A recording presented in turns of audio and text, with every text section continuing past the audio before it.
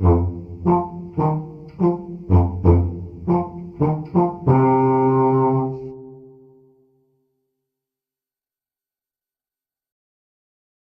right, so right now we're going to talk about a kind of learning that is known as operant conditioning. Operant conditioning is different than what you might have heard of as described as classical conditioning, which is what Pavlov is doing with his dogs. That's something you might have heard of. Pavlov trained dogs to drool when a bell was rung, because so they were originally drooling from the food, so that was causing the drooling. Eventually they start drooling because of the bell, because these are rung together so many times. And the important thing about this is that the drool is a natural response, right? The drool is something dogs just do that when they see tasty food. They just drool. Anyway, I think it's kind of gross, but that's what happens.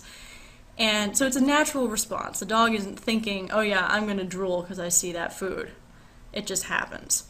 Now, operant conditioning is distinguished from this because all of the behaviors in operant conditioning are voluntary.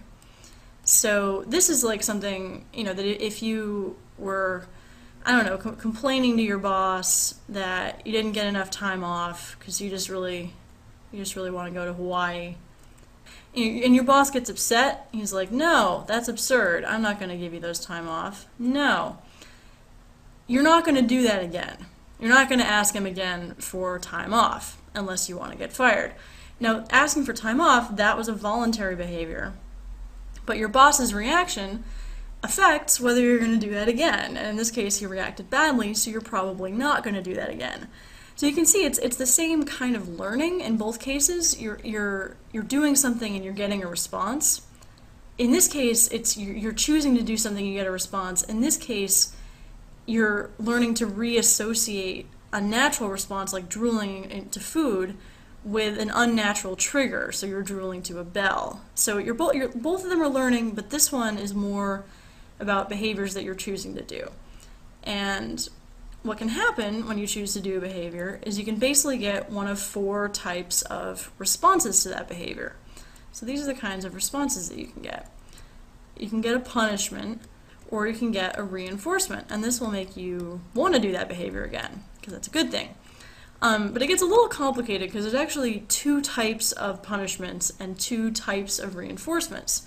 And how this breaks down is that in both cases, there's positive and there's negative. And this might sound a little weird, because what that sounds like to me when I first learned about it is that a positive punishment, that doesn't sound right. Punishment's never a good thing. And that's not what it means. What it means is that basically the positive and the negative are adding or subtracting a stimulus. And to make this a little clearer, psychologists describe stimuli as one of 2 things. It's either appetitive, a good thing, or it's aversive, a bad thing. But in how this applies then, how this works out in terms of positive and negative punishment and reinforcement, is essentially positive is the addition of one of these things, negative is the taking away of one of these things. So maybe you used to, I don't know, get a bonus and now you don't. That would be a negative punishment because it's something that you used to get that was good, but now you don't get it anymore. And the same thing happens over on the reinforcement side. So a positive reinforcement is basically the addition of something good. So maybe you get more money. That's an addition of something really awesome. And a negative reinforcement is the taking away of something bad. So, let's say that you really don't like someone and they sit next to you, and then you get to move and they're no longer there, they're taken away, and that's a negative reinforcement. So you can see the terms themselves are counterintuitive, but if you think about it if you break it down in this way, that it's either the addition of something good or bad and the taking away of something good or bad, and that's either going to encourage or discourage a behavior, it gets a little easier to understand. Now, I think the best way to really hammer this home is to kind of go through and see how this would work in real life. We've got a guy named Larry. There he is. Larry has decided that he is going to become a pickup artist. He wants to get all the ladies. They are going to love him. He just has to figure out how. He's not that good at it now. He's been reading some materials on the internet, and he thinks he can give it a shot.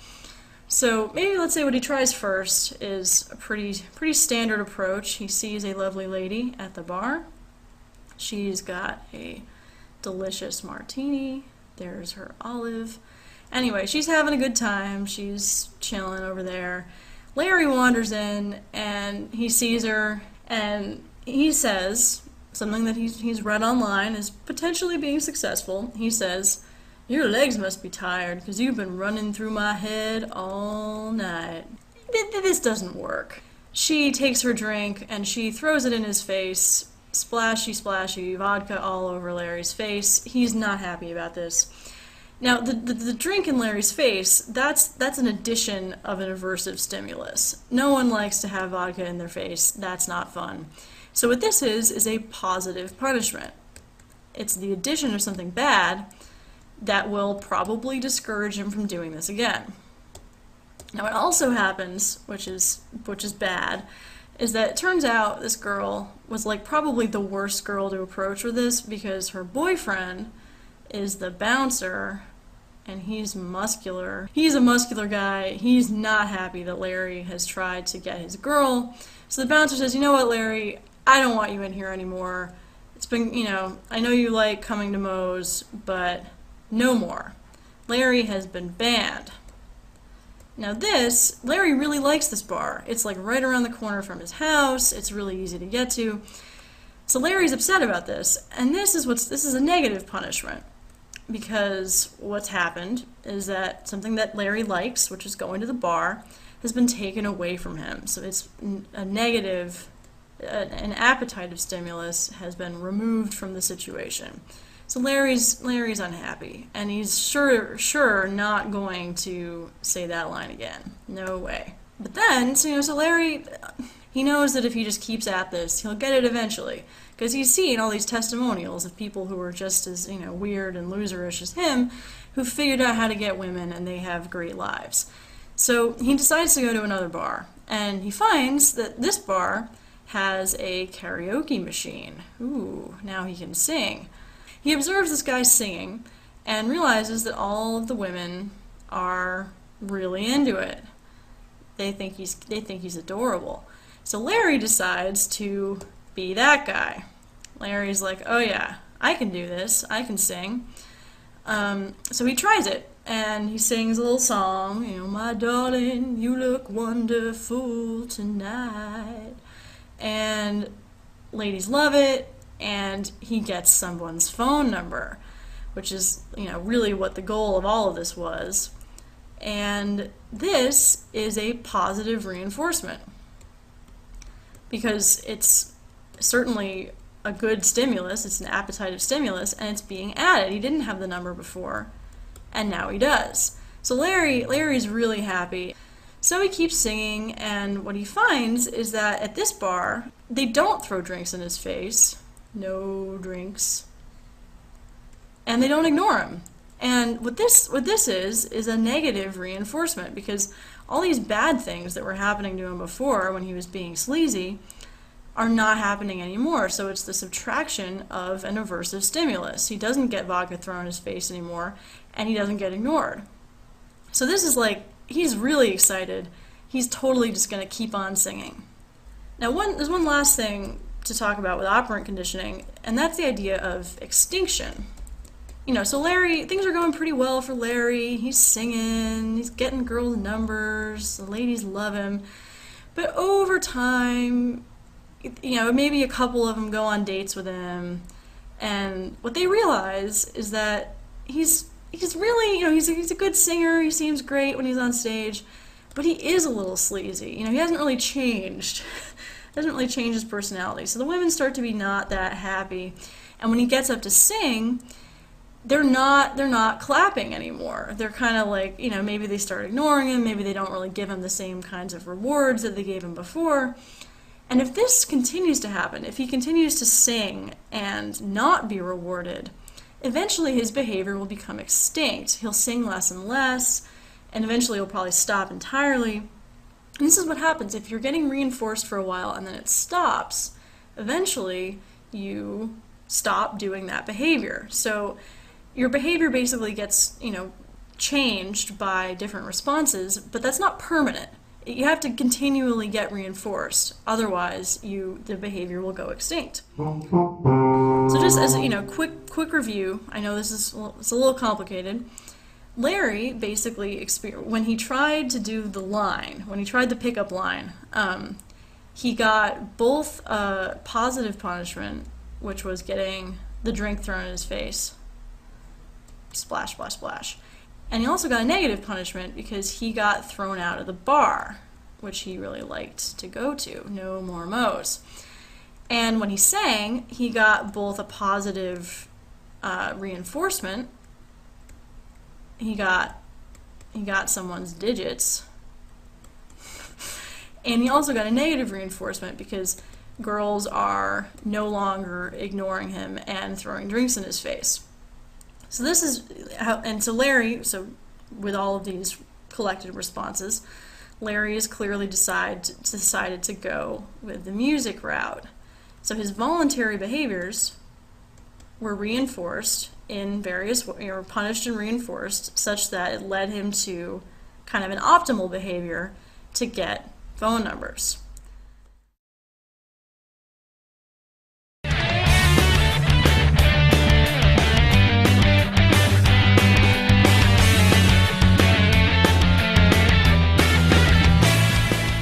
In the early 1930s, a man named Burrhus Frederick Skinner began to study psychology in a radical new way. See, before him, we only knew how to condition reactions. We could condition a person to be terrified of pumpkins or hungry at the sight of office supplies. But Skinner theorized that you could go one further. He theorized that you could condition volition, that you could change the way that people made choices. So why are we talking about it? Because a vast number of today's games are built upon Skinner's discoveries, and it's starting to become a bad habit. But before I get ahead of myself, let's take a closer look at what Skinner did. Skinner created a machine, a simple box with a button in it, that he would put pigeons in. When the pigeons pecked at the button, the machine would give them food. He then hooked the box up to a recording device, so he could tell how often the pigeons pecked the button. Seems simple enough, so why was this so groundbreaking? Because pecking the button is active. This wasn't just an automatic reaction to stimuli, it involved making a decision. So if Skinner could show that he could consistently change how often the pigeons pecked the button, he could show that he could condition them to make a specific choice. This is called operant conditioning. Now, there were two amazing parts to his findings. 1, operant conditioning works on humans. 2, simply rewarding someone every time they do an action isn't the best way to keep them continually doing that action. Rather, if you provide a reward to a person after they perform the action a random number of times, or only give a reward once every so many minutes, these methods are far more effective at conditioning someone to repeat an action. Skinner often talked about operant conditioning in terms of gambling. Most gambling games are not rigged in the gambler's favor, and oddly enough, most gamblers are well aware of this. And yet they continue to gamble rather than perform an equally strenuous job that has a regular payout with a higher net profit. Consider which activity people will tell you is more fun. Spending 8 hours in a casino playing the slots and ending up with $100, or pushing a button in a factory for 8 hours and getting a paycheck for $100 at the end. This is all compounded by another discovery of Skinner's research. He demonstrated that primary conditioners, or rewards that are fundamental biological needs, food, water, sex, etc., have a diminishing effect once a person reaches satiation, or the biological limit of their needs. But then there are secondary reinforcers, things outside the biological realm, like money or social approbation. These things generally don't hit a satiation point. You can probably see where we're going with this. Many of you have played Farmville or World of Warcraft well past the point where it was fun. Why? Because those games are very clearly built around reward schedules. The entire design of both of those games is to condition you to continue to repeat an action that has long since lost its novelty, that has long since become tedious. Actually, before we continue, quick disclaimer. Being conditioned to do an action and being addicted to something are very different. We're not going to go into the addiction thing today, but I just wanted to acknowledge the difference. All we're going to talk about today is how games can condition us. Okay, disclaimer over. So why is it a problem if games do this? For now, let's ignore the questionable morality of using Skinner's theories to create games. The problem is that it's a lazy and cheap way to get someone to believe they're enjoying your product. Have you ever finished a game and then looked back a few weeks later and thought, what the hell was I doing putting 80 hours of my life into that? That usually happens because the game used Skinner's techniques to create the illusion of engagement and extend playtime. RPGs, especially poorly made ones, are a great example of this. Everything from loot drops to leveling is a very clear reward schedule that reinforces the behavior that gets you the reward. Ever been playing late and getting sleepy, but then decide that you're going to get just one more level before you go to bed? Yep. But this isn't just an RPG problem. It's endemic. Almost anything with points uses this system. Ask your grandmother sometime why she plays so much Bejeweled. But it goes beyond points, too. It works with anything that has a clear and manifest reward. Solitaire, the most played game in the world, sets up the infrequent win as a clear reward. Many action games use the same system to convince players to mash the same buttons for 12 hours straight. Even elements like the voiceovers in shooters that tell the player how awesome they are can be used as conditioning tools. It's also one of the main reasons every game is getting RPG elements these days. Now, don't get me wrong, there's nothing wrong with adding RPG elements if it's being used to create deep, immersive systems for the game. I'm actually a huge fan of this trend when it's used to combine mental challenges and execution challenges like in Call of Duty or Dungeon Fighter. But too many games are using RPG elements as a crutch. Bland, uninspired games will include reward systems simply to delay your realization of how terrible they are. My point is, there are other, better ways of fostering engagement, and those are the methods we should be demanding from our games, not simple Skinner box satisfaction. Here are a few examples. 1. Mystery. Human curiosity is a powerful thing. We like unraveling mysteries. We've all played a game that made us ask, what the hell's going on? Immediately followed by, I want to keep going to find out. 2. Mastery. The player can be engaged by giving him the opportunity to master a skill and then utilize that mastery. You see this sort of thing in rhythm games, fighting games, sometimes even RPGs. This one's a little tougher to execute in traditional games, but we already kind of talked about this in our Easy Games episode, so moving on. 3. Mental challenge. Oddly enough, most of us don't actually get enough mental stimulation in a day. From the thought problems in Professor Layton or Myst to the logic stomping of a Civ game, giving players a way to work their brains is a great way to keep people interested. 4. Narrative. You ever get lost in a world? Continued playing a game just because it was a place you wanted to be? This, as well as linear story narrative, is a great way to engage players. 5. Novelty. This one's hard to maintain, but human beings like new things. We're engaged by novelty. This is why brown shooters may wear thin, but Planescape doesn't. 6. Flow. Games like Everyday Shooter, N2O, or even a really good session of the original Alien vs. Predator can bring a player to a sort of zen trance. We've all been there at one point or another.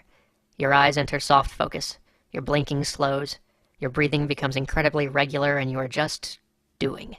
There is no controller. You and the screen are one. You've stopped thinking in the ordinary sense of cognition, and instead are working on some much deeper level.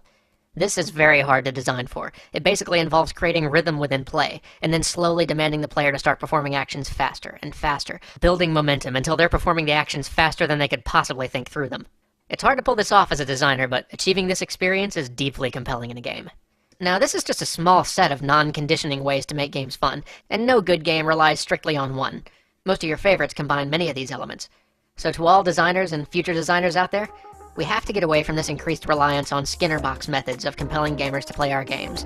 Engagement and compulsion are different things. Just because you can make an experience compelling doesn't make it a good game. Well, thanks for watching. See you next week.